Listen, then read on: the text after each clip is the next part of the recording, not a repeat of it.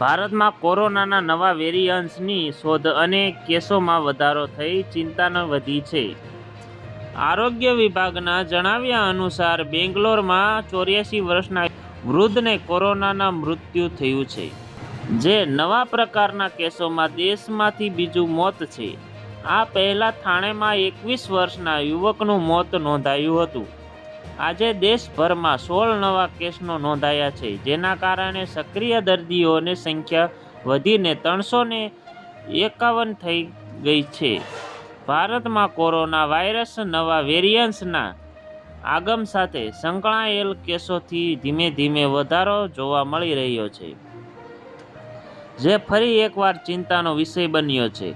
આરોગ્ય વિભાગના જણાવ્યા અનુસાર બેંગ્લોરમાં 84 વર્ષના વૃદ્ધને કોરોનાથી મૃત્યુ થયું છે, જેના નવા પ્રકારના કેસમાં દેશમાં બીજું મોત છે.